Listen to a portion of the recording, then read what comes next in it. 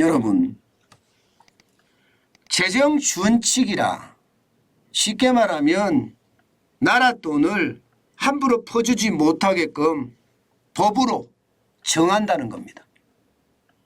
국가재정법 안에 재정 준칙을 만들어서 법으로 누가 대통령이 되더라도 통제한다는 거예요. 문재인 대통령 5년처럼 말입니다.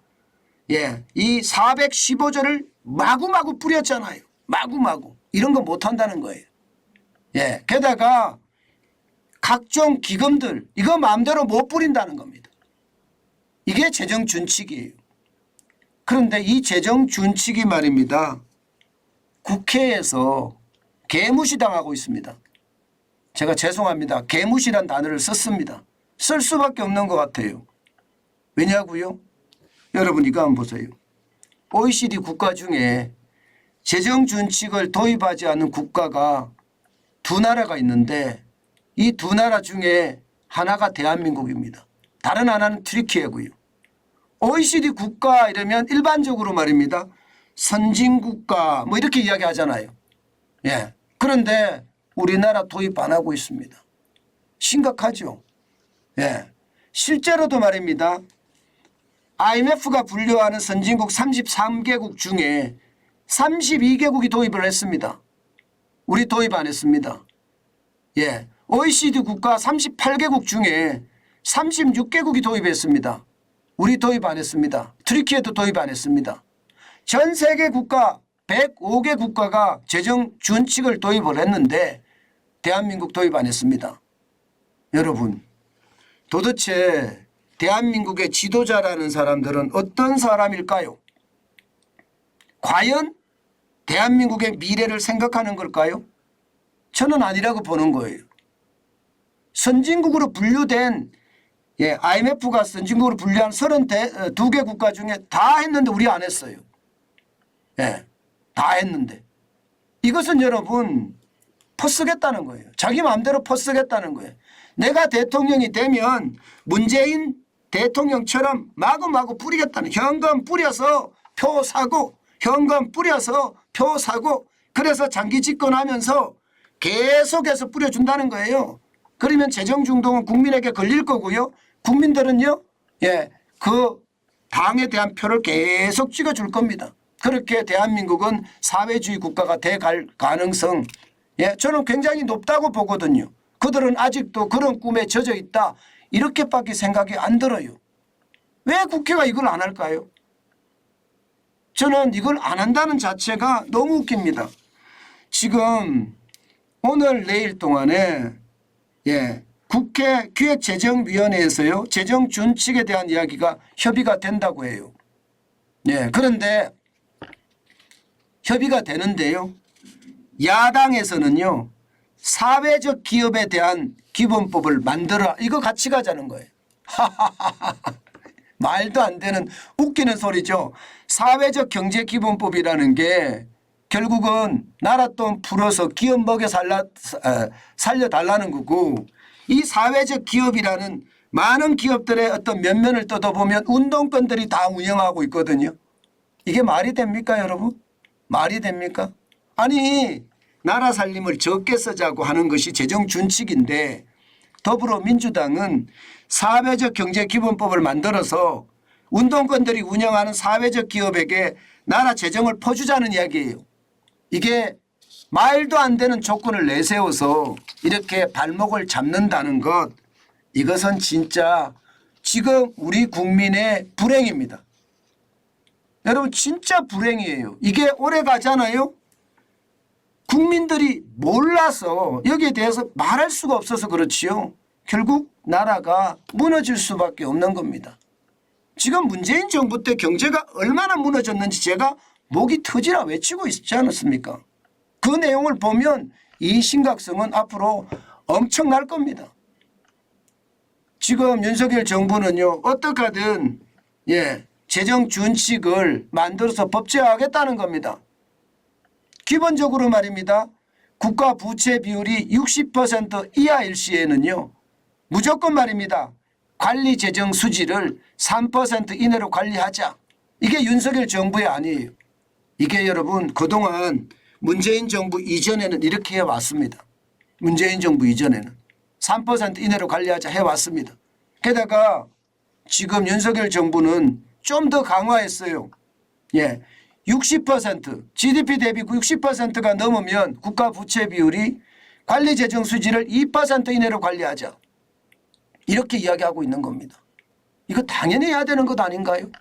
저는 당연히 해야 된다고 생각합니다. 이렇게 되다 보니까 여러분, 이렇게 되다 보니까요. 실제 말입니다. 재정 준칙을 도입한 나라들, 우리하고 좀 비슷하게 도입한 나라들은요. 이게 5년이 지나니까 국가 부채가 줄어들었습니다. 여러분 독일 같은 경우는 2011년에 도입을 했는데요. 이게 5년 후가 되니까요. 무려 말입니다. 10.4%포인트가 줄어들었습니다. 굉장히 많이 줄어들었죠. 굉장히 많이 줄어들었죠. 이것을 보면서 말입니다. 야, 이거 빨리 도입해야 된다. 이 생각을 많이 하게 되고요. 덴마크 같은 경우도 2014년에 도입했습니다. 5년 후가 되니까 10.7%포인트가 줄어들었습니다. 그만큼 말입니다. 재정 준칙의 효과가 엄청나게 난다는 뜻입니다. 스위스는 12.1%포인트가 줄어들었고요. 그리고 네덜란드도 16.1%포인트가 줄어들었습니다. 여러분 이걸 보니까 야당이 왜 반대하는지 아시겠죠? 야당이 왜 반대할까요? 야당은 문재인 정부 때 뿌렸던 것처럼 현금 살포해서 국가 돈으로 표를 마구마구 사들여야 되는데 이걸 보니까 떨어지거든요. 예, 나라 부채가 줄거든요. 그러면 뿌릴 돈이 없잖아요. 예, 그들이 집권을 했을 때 뿌릴 돈이 없으면 나라 운영을 못한다고 생각을 하니까 이렇게 하는 겁니다. 나라 운영을 못한다고. 그렇지 않습니다. 여러분 돈을 가지고 나라 운영을 하는 게 아니거든요. 돈도 중요한 거지만 더 중요한 것은요. 예, 국정이라는 것은 정책으로 말하거든요. 돈으로 말하는 것이 아니라. 정책이라는 것은요. 돈이 수반되는 경우도 있지만 돈이 수반되지 않는 정책도 엄청나게 많습니다. 특히 말입니다. 규제 정책.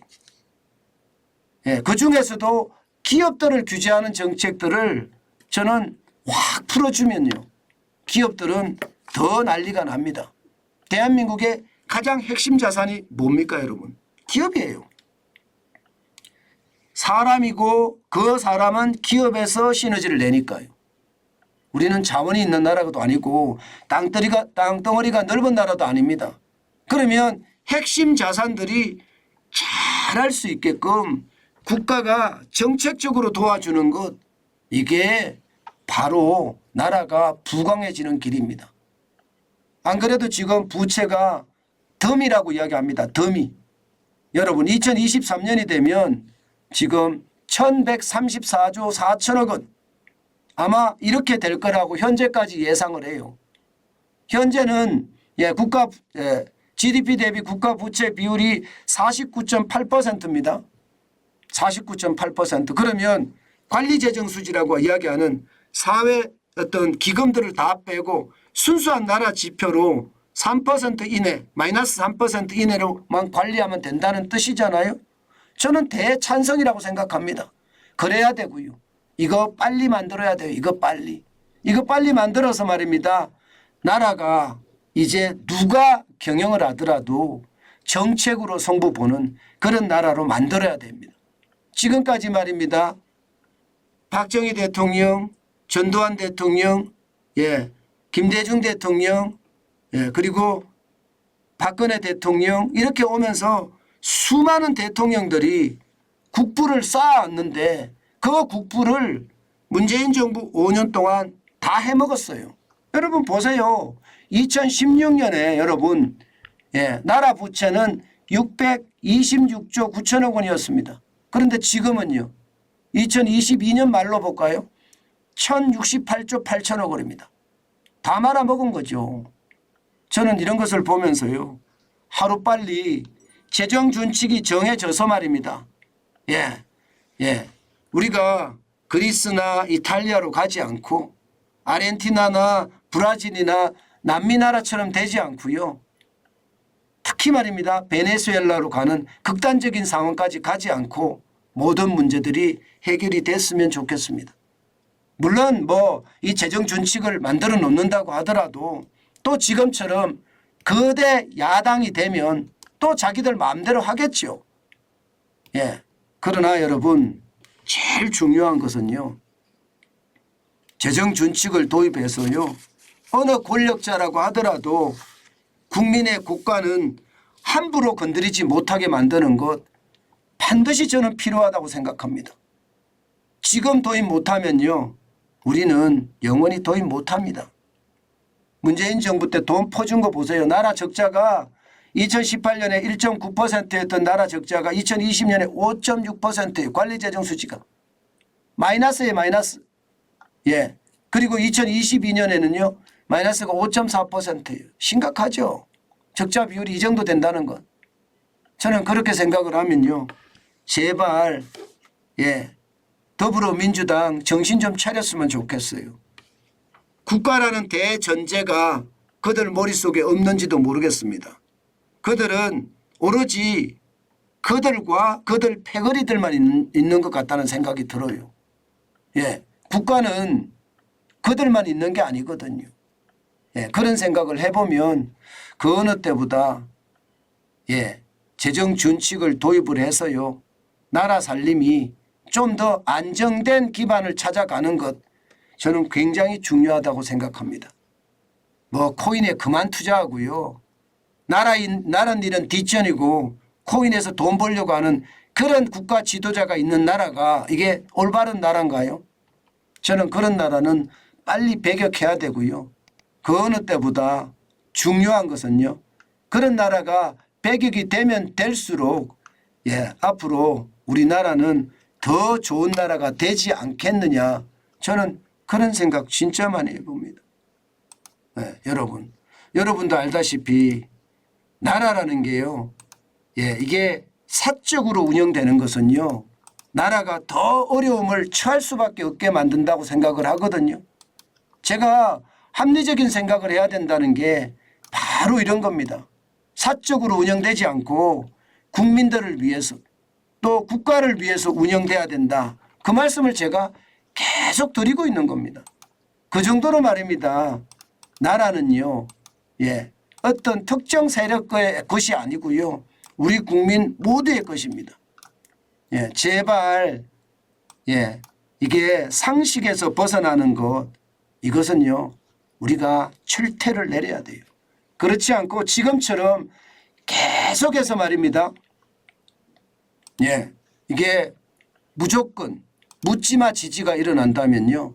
우리나라도 그렇게 오래 못 갈 겁니다. 그렇지만 저도 있고요. 또 여러분도 있고 계속 버티잖아요. 우리는 나라가 잘 되라는 방향으로 계속 외치고 있잖아요. 비록 필부지만 이런 목소리가 국민들 마음속에 퍼져서 저는 누구를 지지하자가 아니에요. 합리적인 생각을 하자예요. 그리고 객관적인 선택을 하자예요. 그게 가장 중요한 대한민국의 미래가 아닐까 저는 오늘 다시 한번 생각해 봅니다.